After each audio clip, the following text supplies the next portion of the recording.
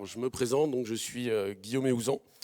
Je vais vous montrer rapidement qui je suis après et on va travailler sur la réflexion de l'optimisation du SEO grâce au SEA. Donc je vous le passe rapidement, voilà, je fais plein de choses. Intervenant, prof depuis 1999 en digital marketing, on parlait que de marketing viral à l'époque. Auteur du bouquin Web Marketing, donc des 3 éditions. Le dernier fait 804 pages, 1,3 kg, mais il est pas mal. Et à côté, je suis fondateur, CEO founder d'une agence qui s'appelle Mindfruit, qui travaille sur le marketing digital global. On est en 360, on est très branché conversion, avec beaucoup de ads. On gère 3-4 millions d'euros de ads l'année dernière. Facebook aussi, bien sûr, etc. etc. Voilà. Et on est situé à Aix-en-Provence, mais on est souvent à Paris, mais c'est sympa. Vous pouvez venir, vous verrez, on est accueillant. Et clients, on a de tout, du site e-commerce à des plus gros, plein d'univers. Voilà. On accompagne beaucoup de groupes en transformation digitale aussi, qui ne sont pas du tout digitalisés, et qu'on essaye d'embrayer. Allez, on est parti. Alors, on va se rappeler quelques petites choses très rapidement. Donc, le search, c'est une histoire de mots. Donc, je vous fais un petit résumé, je pense que ça ne va pas... Vous allez bien le capter. Donc, on est d'accord que Google indexe et positionne des contenus textuels. Quand on fait des recherches, nous dans Google, on le fait avec des expressions clés, que ce soit de façon vocale ou de façon sur le clavier. Et ce qu'il faut savoir, c'est que donc au début du digital, au début du web, on avait absolument toutes les infos dans Google Analytics. On avait besoin de rien d'autre. Dans Analytics, on avait tous nos mots-clés, notre trafic par mots-clés, tout le détail. En 2012, c'est le drame. Google nous dégaine le Not Provided pour, paraît-il, protéger notre vie privée à l'époque. Et en fait, le système était très simple. La seule solution que l'on avait, c'était de faire du ads pour essayer de récupérer un petit peu plus d'infos. Et moi, l'objectif, ça va être de vous montrer un petit peu tout ce qu'on peut récupérer en ads, dans Google Ads. On va avoir 11 tips. Je vous les fais par tips. Ça monte plutôt croissant, d'assez tranquille au départ, un peu plus complexe à la fin. Mais comme je n'ai pas un timing non plus énorme, je vais essayer de le tenir. Alors, quelles sont les infos dont on dispose aujourd'hui quand on veut travailler autour des mots-clés? Dans Analytics, si votre site a de l'ancienneté, même si on a Not Provided, on récupère du mot. Là, j'ai pris un de nos clients, j'ai récupéré 8699 expressions clés. Par contre, effectivement, je n'ai plus vraiment le détail du trafic dessus. Ensuite, vous avez Google Console. Google développe beaucoup Google Console. On a de plus en plus de mots-clés dans Google Console. N'oubliez pas de le plugger avec Analytics, sinon vous n'aurez pas beaucoup de mots-clés. Là, ça stocke sur un peu plus longtemps.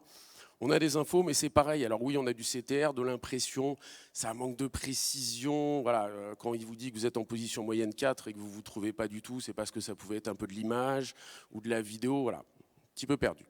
Et ensuite, on a Ads, ce qu'on va détailler après, où là, par contre, ça dépend de nos campagnes, mais on a toute l'information dont on a besoin de disposer. Alors, premier tips, premier truc, c'est connaître sa notoriété avec précision, ce que l'on n'a plus du tout maintenant directement avec Analytics. Donc ça, on fait une petite campagne Ads. Donc je vous ai marqué le détail, donc on met un ciblage exact, on se crée un petit groupe d'expression juste avec notre entreprise. Paramétrage de campagne, mode accéléré, parce qu'il nous faut l'info rapidement, il ne faut pas qu'on passe à côté de certaines recherches. Zone géographique, vous prenez votre pays en entier. Vous laissez tous les paramétrages par défaut, pas de calendrier diffusion, rien du tout.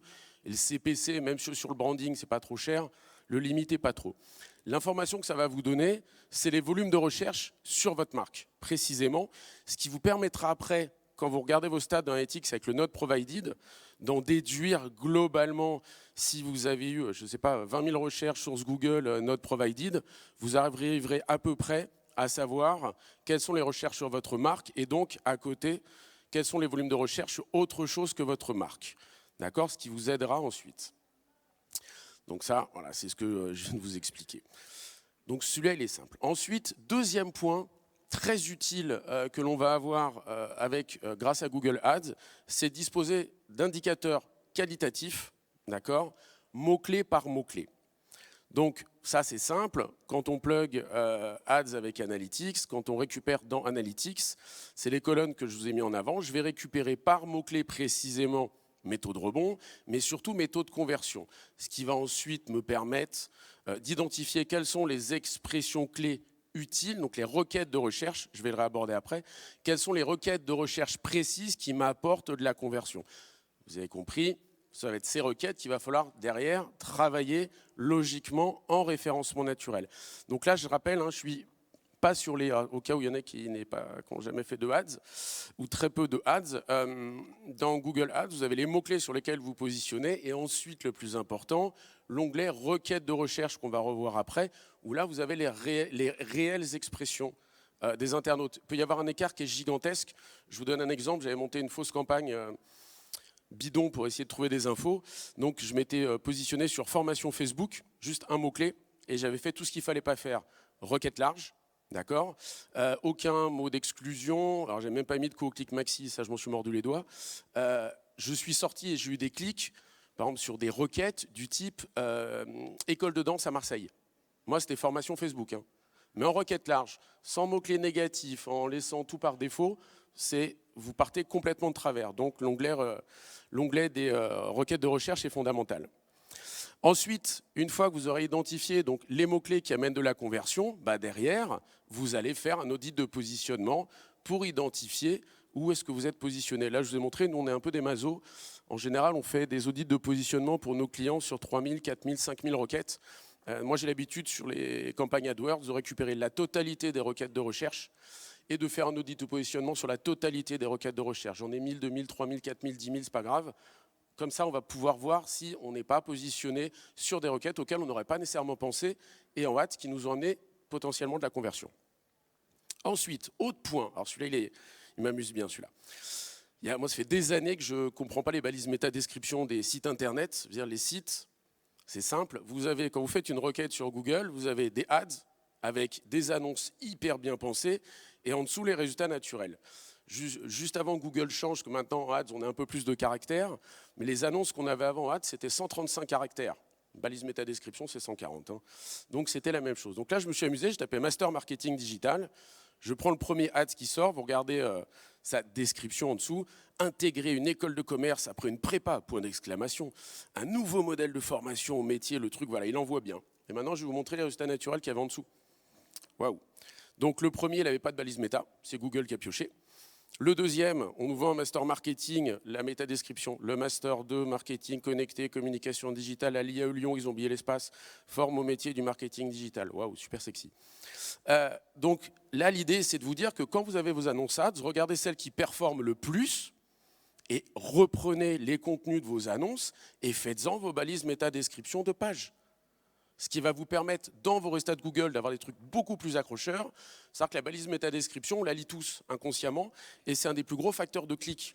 Ce qui veut dire que si vos balises métadescription commencent à ressembler, notamment avec des verbes d'action, avec des bons call to action, ça donne envie de cliquer, vous aurez un CTR qui va monter. Et pour rappel, le CTR, il est intégré quand même dans l'algorithme de Google. Plus votre CTR sera élevé, plus normalement, vos positions vont remonter petit à petit. Tips 4. Alors, découvrir les vrais volumes de recherche. Donc, en général, tout le monde se base, voilà, là je vous ai mis le truc ads, donc là on est sur un truc très très très ciblé, la location de l'immédicalisé, et là le test il est sur Concarneau et Quimper. Donc vous voyez, on est vraiment micro-marché. Si j'écoute Google, donc l'immédicalisé, l'immédical, nombre moyen de recherche, 10. Donc sous-entendu, personne cherche ce truc. Sauf que nous, notre client, il en a dans toutes les régions, donc on lui a fait des campagnes dans toutes les régions. En fait, à la place du 10, voilà la réalité. L'immédical, on a eu 371 recherches, et l'immédicalisé, 371 clics, et l'immédicalisé, 87. Ce qui veut dire qu'en gros, il y a eu 37 fois plus de recherches que ce que me disait Google avec son petit 10. Donc, n'hésitez pas par moment, je vais revenir juste en arrière, vous ne basez pas trop sur les volumes. Moi, je dis toujours, c'est un indicateur. 10, c'est-à-dire qu'il n'y a pas des tonnes de recherches. 100, il y en a un peu plus. 1000, il y en a bien. Et 10 000, il y en a beaucoup. Mais on a beaucoup plus de recherches. Là, j'en ai 37 fois plus. Je vous promets que pour le client qui a son truc de location de l'immédicalisé à Concarneau, le volume qu'on a eu pour lui, là, de 500-600, ça lui a suffi largement. Avec 10% de conversion derrière, il a loué tous les lits qu'il voulait. Ensuite, on va regarder sur un petit détail par rapport à avant. Là, je vous inverse pour l'idée du niveau de concurrence. Vous avez vu, si je reviens en arrière, c'était assez énorme. Donc apparemment, le niveau de concurrence élevé. L'immédicalisé à Concarneau, mot-clé, niveau de concurrence élevé. Donc au clic cher. Mais est-ce que la concurrence, elle est vraiment élevée sur la location de l'immédicalisé ? Et beaucoup de gens se basent sur le niveau de concurrence. Moi, je vois plein de trucs où les gens disent, pour savoir si un mot-clé, tu peux le faire en SEO, étudie le niveau de concurrence avec les ads, tu regardes le coût au clic. Bon, je ne suis pas certain que Google base le coût au clic réellement sur le niveau de concurrence. Parce que l'e-médicalisé à Concarneau, je ne la vois pas bien, la concurrence. Donc là, c'est un petit tips inversé. Je vous explique comment est-ce qu'on cherche réellement la concurrence sur un mot-clé. Donc, soit vous vous basez sur ce que dit Google, et ça ne marchera pas. Soit vous vous basez sur ce que d'autres disent, le nombre de pages, ça ne marchera pas. Ça, vous êtes plus malin. En fait, si vous faites du SEO, il y a une petite balise qu'on optimise tous comme des tarés, ça s'appelle la balise title. On est tous des dingues de balise title. Normalement, quand on veut sortir sur une expression clé, toutes nos balises title sont nickel. Il y a un système très très simple pour identifier la réelle concurrence. Donc avant, j'avais l'e-médicalisé Concarneau, 70 000 résultats, un truc comme ça de mémoire. All in title, 2 points, avec mon expression clé. Attention, pas d'espace entre all in title, 2 points, et votre expression clé. Là, j'ai que 2 résultats.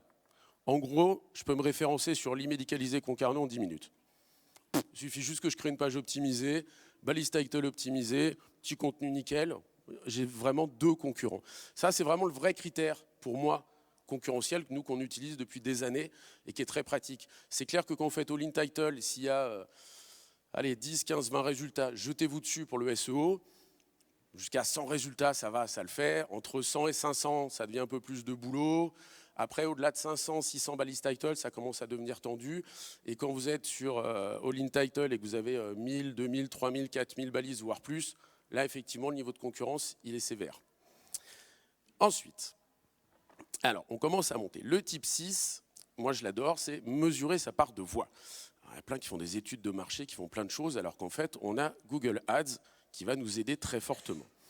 Quand vous vous positionnez sur vos expressions clés, ça, il faut connaître un truc très très important dans Google AdWords. Dans chaque onglet de Google AdWords, il y a toujours un petit onglet colonne. Il y a des milliers de colonnes possibles dans Google Ads. C'est un truc de fou. Je pense que j'en ai pas fait le tour, et avec mes collaborateurs, je pense qu'on n'en a toujours pas fait le tour. Et vous avez une colonne absolument extraordinaire qui s'appelle taux d'impression pour les mots-clés exacts sur le réseau de recherche. Ça va donc vous fournir une info très sympa. Si vous avez eu, je sais pas, 2500 impressions, il va vous dire par exemple que votre taux d'impression, c'était 73,48%. Vous savez que si vous augmentez un peu le budget, ça va vous donner le 100%, mais surtout pour le SEO, ça va vous fournir un volume exact potentiel de recherche des internautes. Donc là, vous allez pouvoir savoir si telle ou telle expression clé a un réel potentiel pour votre référencement naturel. Donc il faut toujours ajouter cette colonne, et il faut toujours, alors si je vous faisais une conférence 100% ads, nous c'est ce qu'on va utiliser pour voir avec notre client, en lui disant t'es visible dans 66% des cas, tu veux qu'on soit dans 100% des cas, on augmente les budgets, on n'y va pas. T'es visible dans 4% des cas, il y a beaucoup de concurrence, qu'est-ce qu'on fait? Mais par contre, du coup, en ads, vous pouvez calculer très précisément, avec le taux d'impression sur les mots-clés, l'exact volume de recherche qu'il y a pour telle ou telle expression clé. Donc si vous vous basez, que vous prenez le taux d'impression pour les mots-clés, notamment sur vos requêtes de recherche, vous avez une information incroyable. Petite formule mathématique, très rapide, ça vous donne les volumes de recherche réels. Vous mettez dans l'ordre, vous regardez là où il y a le plus de volume de recherche réel. Avant, c'était le type 2-3, vous aviez fait votre audit de positionnement. Vous regardez, ok, je suis positionné 12e, volume de recherche monstrueux, ok, je travaille ce mot-clé en priorité. Donc, celle-là, il faut vraiment l'utiliser parce qu'elle fournit vraiment une information qui vous permet derrière de ne pas patauger dans la semoule et de ne pas y aller au hasard surtout.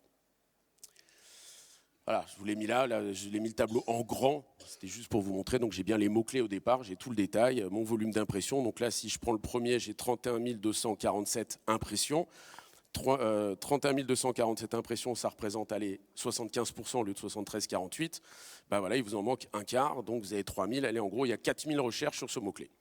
Est-ce que c'est intéressant pour vous, pas intéressant pour vous? Où est-ce que vous êtes positionné? Est-ce que si je remonte, voilà.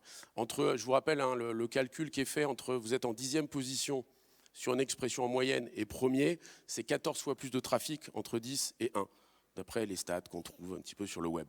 D'accord? Donc ça vaut parfois le coup quand même de se pencher dessus. Ensuite, Les termes de recherche dont je vous parle depuis tout à l'heure, moi, donc j'étais un fan d'analytics. Début, c'est ce qui m'a amené sur le digital très rapidement, analytics, parce que j'étais stateux, je suis ancien prof d'éco. Donc moi, les stats, c'était mon truc. Dans analytics, j'avais tous les mots-clés, c'était génial. Arrive le Node Provided, aujourd'hui, je suis devenu un fan des termes de recherche. Alors, je vais vous montrer sur un tout petit compte. On a fait une petite campagne pour les défibrillateurs. Ça m'a fait marrer parce que je suis dans l'hôtel depuis hier et je me dis que Disney est un marché incroyable pour les défibrillateurs, parce que vous en avez à peu près 5 ou 6 par étage. Il y en a absolument partout. Il doit y avoir 300-400 défibrillateurs ici. J'ai l'impression que tout le monde va clamser d'une crise cardiaque. Donc, petit budget, 3 mois, 5 000 €. Et en mots-clés, on s'est positionné au départ. On a mis 181 expressions clés. Donc, ceux qui connaissent, c'est du semi-large. Je vous rappelle, en ads, le truc globalement le plus efficace, c'est le semi-large. Peu de mots-clés en semi-large, avec un énorme volume d'expressions négatives. Et là, vous allez voir, les campagnes, elles tournent toutes seules. Il faut juste être bon sur le négatif, en fait. Donc là, j'ai que 181 expressions. Cette campagne, je la fais tourner. Elle me donne, à la fin, un volume de termes de recherche de 3102 expressions de recherche réelle des internautes. Alors, ce qui est marrant, c'est quand on fait nos campagnes de ce type au début, ce qu'on appelle un peu des campagnes génériques, on ne cible pas nécessairement la conversion. Donc déjà là, nous, le but, c'était de développer leur site en SEO après. On a fait 2,26 points de conversion dès le départ, donc ça va. La campagne était rentable. Mais surtout, je récupère 3102 expressions. Là, j'en ai mis quelques-unes. Si vous jetez un coup d'œil, moi, je repère plein de choses. Mon défibrillateur, ok, ça, le mot-clé, je ne me trompe pas. Je vois le mot automatique, particulier, portatif. Bon, cardiaque, je m'en doutais. Automatique, le dernier, je l'adore. Implantable. Allez y penser avant qu'il y a des mecs qui vont chercher défibrillateur implantable. Ils ont raison, oui, on va l'implanter quelque part. On n'y aurait peut-être pas pensé avant. Donc, dans ces 3102 expressions, on va récupérer un énorme stock de, moi j'appelle ça d'adjectifs qualificatifs, de mots complémentaires, d'expressions secondaires, et qui vont nous permettre derrière, de réfléchir à des expressions SEO pures et dures, mais aussi de rédiger les sites et de trouver des idées de contenu. Parce que par moment, on va trouver le mot implantable. Il n'avait pas un énorme volume de recherche. Après, on avait regardé défibrillateur implantable pour se positionner dessus. Ce n'était pas compliqué non plus. Après, on s'est dit, bah ouais, dans le contenu, on va caser implantable à un moment. On va bien trouver quelque chose. Donc ça, c'est fondamental. Alors, je me souviens plus juste le slide que j'ai mis après. Ouais, voilà. C'est la suite. C'est ce que je voulais vous dire, en fait, ça va être là. L'idée derrière, elle va être de travailler vos mots-clés de recherche. Alors, je vous recommande très fortement d'utiliser les filtres directement dans Google Ads. C'est super pratique, c'est très bien fait. Excel, on adore, vous faites des scripts, vous pouvez faire plein de choses. Mais quelque part, là, déjà ? Ok. Donc, quelque part, là, vous allez pouvoir chercher beaucoup d'informations très rapidement. Là, je vous ai pris l'exemple des questions. Vous tapez comment ? Alors, comment, ça peut être commentaire, mais bon, vous tapez comment ? Et là, c'était pour un très gros fabricant de piscine. Bah, je retrouve un stock de questions, comment choisir sa piscine, comment faire les plans de sa piscine, etc. etc. Bah, pour faire une fac, j'ai toutes les idées là, et surtout, je vais avoir les volumes de recherche derrière. Donc, je sais quelles sont les questions sur lesquelles je vais devoir prioriser les choses. J'accélère un peu. Alors, SEO, SEA, les deux meilleurs amis, la preuve par Google. Bah, je vous montre juste que déjà dans le SEA, dans la plateforme AdWords, vous avez un rapport. Cliquez sur rapport, recherche de base. Là, vous avez un énorme onglet qui s'ouvre, liens commerciaux et résultats de recherche naturelle. Oups, Google nous donnait déjà tout. J'ai mes mots-clés à gauche. La première partie que je vous ai mis en bleu, c'est les ads. Donc j'ai mes clics, mes nombres d'impressions, CTR, CPC moyen, ma position moyenne en ads. À côté, il faut avoir relié à Google Console. À côté, j'ai mon SEO, résultats de recherche naturelle. Combien j'ai eu de clics, clics sur mes résultats. Je vous ai mis très peu de colonnes, il y a une vingtaine de colonnes normalement. Ma position naturelle moyenne, et la dernière colonne, c'est clics combinés entre les deux. Là, vous allez pouvoir voir, par exemple, le premier, j'ai 138 clics en ads, j'en ai que 25 en naturel. Si derrière, j'ai de la conversion, ça veut dire qu'il faut que je le travaille. Le dernier, on voit 48 clics et on voit que je n'ai que 2 clics en naturel, alors que j'ai eu pas mal d'impressions. C'était 1,66, c'était léger en ads. Mais c'est dire que celui-là, si vraiment il est utile, Plomberie Pro, il faut que je le rebosse. Donc vous avez déjà l'info directement dans Google Ads. Donc n'hésitez pas à aller dessus. Ensuite, chemin de conversion par mots-clés. Alors, moi je suis un malade dans Analytics des chemins de conversion. Donc quand vous allez dans onglet conversion, vous avez vos différents chemins de conversion, toujours plusieurs points de contact. Et en fait, vous avez un petit onglet en haut qui dit Google Ads. Vous cliquez dessus et du coup, tous vos chemins de conversion, il ne reste plus que le Ads. vous avez un autre petit truc à côté, c'est mots-clés. Vous cliquez par mots-clés, donc là je sais que j'ai fait 10 conversions avec ID cadeau original, 10 conversions ID cadeau original femme, mais j'ai mieux. C'est quand j'ai plusieurs contacts pour comprendre le comportement d'achat de mes consommateurs. Donc là j'en ai venu sur le site, ils ont tapé fabricant volet. Ils ont converti en faisant une demande de devis en tapant volet sur mesure. Ok, j'en ai d'autres, ils ont cherché de l'info sur volet alu sur mesure. Ensuite, ils ont fait une nouvelle recherche, devis volet, et je les ai encore récupérés. Là, je vous en ai mis des simples, mais on en a des très pointus où vous avez 5, 6, 7 expressions clés avant qu'il y ait eu la conversion. Et on voit complètement, ils n'y connaissent rien, recherche d'informations larges, j'affine, j'affine, j'affine, j'affine. Donc là, vous arrivez parfaitement à comprendre les chemins de conversion et vous pouvez créer vos pages en SEO derrière qui correspondent à votre entonnoir derrière de conversion. Tips 10, il n'en reste plus que 2. Donc vos pages sont-elles pertinentes pour le SEO? Ça, c'est un peu mon chouchou. Alors, dans Google Ads, on a un truc qui s'appelle le Quality Score, que par mots-clés, paraît-il. Donc tout le monde a sa petite colonne de Quality Score. Allez dans modifier les colonnes, vous verrez, il y en a d'autres pour le niveau de qualité. Vous ajoutez convivialité de la page de destination, c'était attendu, pertinence de l'annonce. Ce qui nous intéresse, c'est convivialité de la page attendue. Ça veut dire quoi, convivialité de la page attendue? C'est simple. Est-ce que, pour Google, votre page est clean pour les internautes quand vous faites vos ads? Quel est l'algorithme de Google qui permet de calculer la convivialité de la page de destination? C'est du SEO. Est-ce que la title est clean? Est-ce que j'ai du contenu textuel? Est-ce que j'ai du H1 dedans? Est-ce que tout est propre? Donc quand vous faites votre ads, vous faites pointer vers des pages, vous mettez Quality Score, vous regardez si Google Ads estime, là par exemple on n'a que des supérieurs à la moyenne, s'il estime que la convivialité de la page destination est clean, d'accord? Si écrit inférieur à la moyenne, c'est dire que pour le SEO, elle est aussi inférieure à la moyenne. Donc ça vous donne directement un vrai indicateur. Pas toujours besoin d'autres plateformes. Donc vous regardez ça et vous regardez si toutes vos pages ont bien une convivialité supérieure à la moyenne par rapport aux mots-clés que vous avez mis. Vous savez à quelle URL ça correspond. Donc voilà, titre, H1, H2. Pour info, dans leur quality score, donc il y a les 3 critères. Convivialité de la page, c'est 40% du critère, 40% d'importance. Tombe bien parce que pour le SEO aussi. Allez, dernier tips. Les bonnes pages pour les bons mots-clés. Ça, c'est pareil, c'est une autre technique avec le Ads. Google nous propose le DSA, donc son Dynamic Search Ads. Il me dit, sélectionne tes landing pages, donne-moi des indicateurs, URL, tu me dis si tu préfères que je regarde l'URL, title, content, et moi, je vais te créer tes annonces et choisir les mots-clés les plus pertinents pour cette page-là. Donc Google me dit, tu me donnes telle page et moi, je vais te dire quels sont les mots-clés pertinents pour cette page.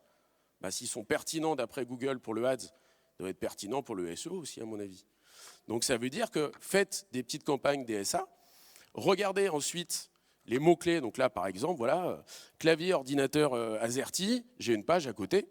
Je me dis que je vais aller regarder en naturel derrière combien je suis positionné sur clavier, ordinateur AZERTY pour cette page. Si je suis 15-20e, apparemment, Google, ma page pour cette expression-là, il l'aime bien, je vais retravailler. Du coup, il m'indique la bonne page pour les bons mots-clés. Pour les sites e-commerce, c'est très pratique. Surtout quand là, c'est un gros groupe qui a 17 000 produits dans l'accessoire informatique. Donc, par moment, on a le choix des pages. Pour dire les chargeurs dessus, il y en a des milliers. Donc, on a le choix des pages. On laisse Google tourner. Après, on regarde quelle page il nous donne pour telle expression. Et on va retravailler l'expression pour cette page-là. Et je vous dis un grand merci. J'ai compris qu'il y avait la pause pour les autres à côté, que nous, on était un peu en retard. Donc, merci. Je suis là toute la journée. Voilà, n'hésitez pas. Si vous avez des questions, c'était un peu speed. Pour info, je pense que les salles, vous pouvez les récupérer. Si vous êtes malin, vous allez déjà sur SlideShare. Tapez Guillaume et Ouzan. Je les ai mis hier. Vous les trouverez assez facilement. Merci.